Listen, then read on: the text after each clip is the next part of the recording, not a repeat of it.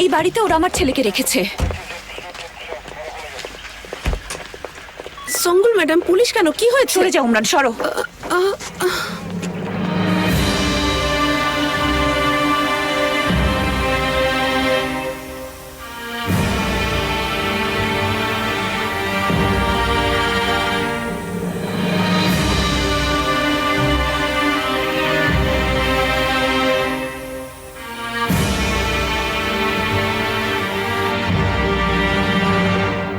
এখন থেকে এদের সাথে যারই সমস্যা থাকবে সে এসে আমার সাথে কথা বলবে।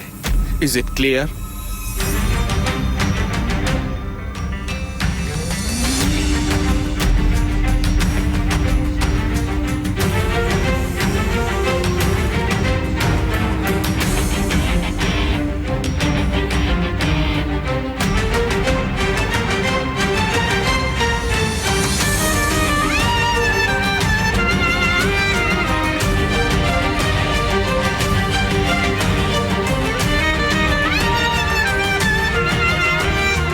সবকিছু একদম ক্লিয়ার।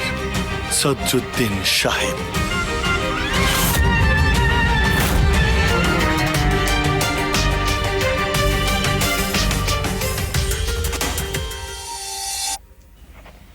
উনি অভিযোগ দায়ের করেছেন আপনারা ওনার ছেলেকে জোরপূর্বক আটকে রেখেছেন। যা করেছো তার জন্য লজ্জা হয় না? কি করার ছিল? আমার জন্য কি কোনো পথ খোলা রেখেছেন? আমার ছেলেকে পাওয়ার জন্য আমি কি না করেছি, কত কিছু স্যাক্রিফাইস করেছি, নিজেকে এই অবস্থায় নামিয়ে এনেছি। আমিও কখনো চাইনি এমনটা হোক, কিন্তু আপনি আমাকে বাধ্য করেছেন বাবা। ভাই সাহেব, প্লিজ কোনো ঝামেলা করবেন না। সঙ্গুল, তুমি নিজের সর্বনাশ তো করেছো, বাচ্চাটা সর্বনাশ করো না। বাবা, আমি হচ্ছি ওর মা, ওর জন্য সবকিছু সহ্য করতে পারবো। এসো, তোমার সাথে কথা আছে।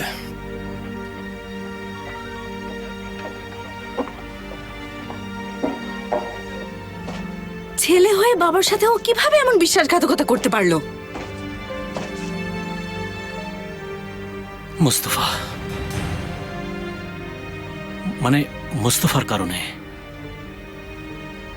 সে তাকে বাবার উত্তরাধিকার হিসেবে দেখে আর নিজেকে সে বঞ্চিত মনে করছে। কিভাবে? ভেবে দেখেন, সদরুদ্দিন কেন বাড়ি ছেড়েছিল কিংবা কেন বের করে দিয়েছিল? বাচ্চাটাকে ইস্যু করে সেটা আপনার বাবা কিভাবে জানতে পারলো? মোস্তফার কাছ থেকে। আয়শা, আমাদের কিছু করতে হবে। আমি জানি কি করতে হবে। কোথায় যাচ্ছেন? বাবার কাছে। আয়শা দাঁড়ান, আমিও আসছি। তুমি বাচ্চাটার সাথে অন্যায় করছো। এত কিছুর পর ওকে আমি আপনার কাছে রেখে যেতে পারি না বাবা। সঙ্গুল, তুমি এসে স্বাভাবিকভাবে কথা বললেই তো পারতে। এখানে এভাবে পুলিশ নিয়ে আসার কারণ কি? আমি রাস্তায় রাস্তায় এভাবে দুর্দশাগ্রস্ত জীবন কাটাতে চাই না। হ্যাঁ, আমি ভুল করেছি, আমি সেটা অস্বীকার করছি না, আমি স্বীকার করছি বাবা, কিন্তু আমার ছেলেকে আপনার কাছে রেখে যেতে পারি না। ম্যাডাম, তাহলে আমরা কি করব? শোনো সঙ্গুল, তোমাকে এর পরিণতি ভোগ করতে হবে। এখন আর পিছু হাঁটার উপায় নেই। আমি চাইনি এমনটা হোক। অভিযোগ করছেন আপনি? না,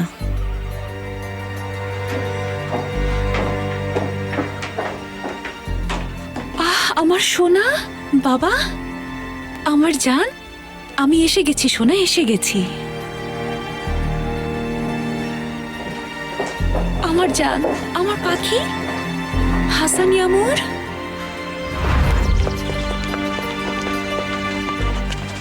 আমার বাবা, আমার ছোট্ট পাখি, আমি কি তোমাকে ছেড়ে যেতে পারি? দেখো, আমি তোমার সাথেই আছি সোনা, আমার জান।